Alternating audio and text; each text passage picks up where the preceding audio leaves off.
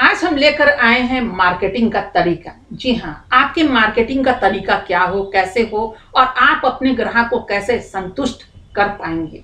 अक्सर ऐसा होता है और मैंने देखा है अपनी नज़रों से भी कि जब लोग मार्केटिंग करने के लिए जाते हैं अपनी दुकान के लिए या जहां वो व्यापार करते हैं उसके लिए, तो आदमी होलसेल मंडी में अगर चले गए या फिर जहां कपड़े का निर्माण होता है, अगर वहां पहुंच गए तो खरीदारी करने के लिए जैसे वो दुकान के अंदर जाते हैं कि वहां तो इतने सारे आइटम होते हैं, यानी कि जब नजर पड़ती है तो ये खूबसूरत है कि ये है कि ये है, उनकी जो चकाचौंध की दुनिया जो हो जाती है वो वहां पे दिखाई पड़ने लग जाता है। तो आदमी सोचता है इसमें से इतना पीस दे दीजिए, इसमें से इतना दर्जन दीजिए, इसमें से इतना चाहिए, और उसके बाद धीरे धीरे आपका जो पैकिंग होता है बन करके तैयार हो जाता है और बिल हो जाती है नजर के सामने कि लीजिए अब इतना आप पे कर दीजिए। आप सामान लेते हैं और लेकर के आप घर आ जाते हैं और उसके बाद अपने दुकान में आप बेचना शुरू कर देते हैं। लेकिन वहीं पे जब आप बेचना शुरू करते हैं तो कोई ग्राहक जो आते हैं, जो दूसरे दुकान से लिए रहते हैं कि अरे इसका तो 50 टका कम है, ये तो 50 रुपए कम में मैंने ये लेगिस को लिया था या दुपट्टे को लिए थे या कुर्ती को लिए थे, तो आपके दुकान में वही कुर्ता वही सब चीज क्यों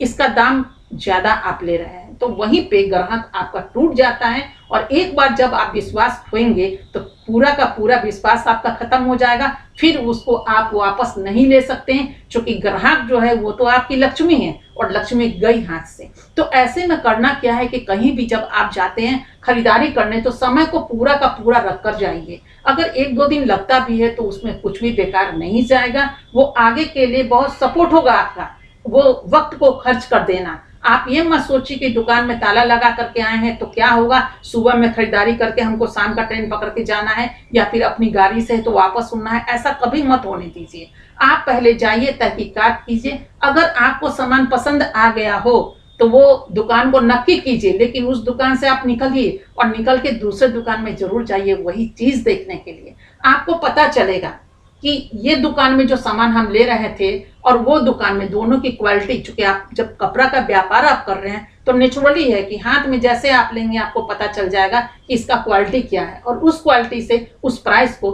आप दोनों का नाप और तौल कर पाएंगे। और उसके बाद आपको पता चलेगा कि नहीं, इस दुकान में जो ले रहे थे उससे तो बेहतर हुआ कि वहां से हम निकल के आ गए, इस दुकान में तो हमको 20 रुपए 25 रुपए सस्ता मिल रहा है। देखिए, बात होलसेल की है, आपको एक कपड़े लेने नहीं है कि 100 रुपया भी ज्यादा आप दे करके उसको घर ले आएंगे। आप खुद एक बिजनेसमैन हैं, आप उसमें बिजनेस कर रहे हैं और वो जो होलसेल मंडी में आप जा रहे हैं वहां तो 25 टका भी काफी है। 50 रुपए भी अगर एक कुर्ती पे ज्यादा जा रहा है तो बहुत जा रहा है, क्योंकि यहाँ तो आप न जाने सैकड़ों में कपड़े ले रहे हैं, दर्जनों में ले रहे हैं, वो भी एक आइटम, न जाने कितने आइटम को लेकर आप आने वाले हैं। तो ऐसे में आप दूसरी जगह भी विजिट कीजिए, यानी कि एक इलाका आपने देख लिया तो दूसरे इलाके में भी कदम डालिए, उस मंडी में भी आप जाइए और वहां भी उस चीजों को देख लीजिए। और उसके बाद जब 4 5 6 दुकान में आपको ऐसा लगे कि नहीं, 3 दुकान में तो बराबर ही बोला है, उसमें 1-2 रुपए का कोई फर्क नहीं होता है, लेकिन आपको लगेगा कि नहीं ये 3 दुकान में सेम प्राइस है और ये दुकान में प्राइस का उतार और चढ़ाव है,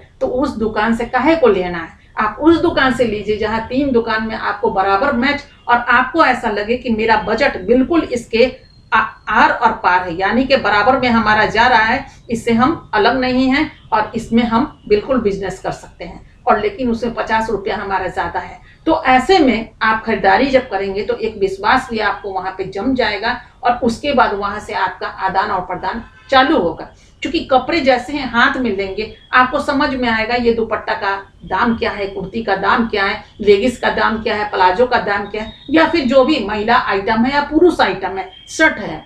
क्योंकि ये बात हम आपको इसलिए कर रहे हैं, अभी हाल फिलहाल ही किसी के शर्ट को मैंने देखा था, उन्होंने मुझसे पूछ दिया कि हमने इतना खरीदारी की, जरा इसका दाम बताइए। मैंने दाम बता दिया तो वो अवाक रह गए और बोले कि अरे हम तो इतना में खरीदे हैं। तो हमने बोला कहाँ से खरीदे हैं, उन्होंने बता दिया। तो इसलिए हम आपको अनुभव के तौर पर ये ज्ञान दे रहे हैं कि कहीं भी आप जाइए तो एक दुकान पे विश्वास कभी मत कीजिए, क्योंकि रिटेल पे भरोसा कर लीजिए। आपको एक कपड़े लेने हैं, पर्व त्योहार में खरीदिए, ले आइए, पहन लीजिए, क्योंकि आप डिजाइन पसंद कर चुके हैं। जरूरी नहीं कि दूसरे जगह भी आपको वो डिजाइन का कपड़ा मिल जाए, तो अपने लिए तो ठीक है, लेकिन जहां बिजनेस के लिए आप जा रहे हो तो आपके लिए 50 रुपए 100 रुपए बहुत मायने रखता है, वो भी एक कपड़े में, क्योंकि यहाँ तो दर्जनों और सैकड़ों कपड़े आप ले रहे हैं। और फिर दूसरी बार जब होगा तो वहीं पे कॉल करके आप कपड़े मंगवा लेंगे ना, फिर तो जाने की जरूरत ही नहीं होगी। तो अक्सर ये जो देखने को मिलता है, इसलिए हमने सोचा ये आपसे भी हम शेयर कर दें कि जो लोग, चूंकि अभी त्योहार का समय आ रहा है,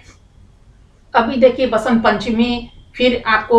उसके बाद होली आ जाएगा, बीच में महाशिवरात्रि, और उसके बाद शादी ब्याह का जो है, अभी बसंत पंचमी के बाद से ही लगन भी आरंभ हो जाएगा। तो निचवली है कि आप तो निकलेंगे अभी खरीदारी करने के लिए। मैंने सोचा कि चलिए आपसे इस बात का हम शेयर करते हैं, क्योंकि ऐसा हमने देखा है। और लोग भुक्तभोगी बनकर के जब वापस आते हैं तो आदमी सोच लेते हैं कि अरे मेरा बिक्री क्यों नहीं हो रहा है। तो ग्राहक जो है वो सिर्फ आपके दुकान में नहीं आते हैं, ग्राहक जो होते हैं, लोकल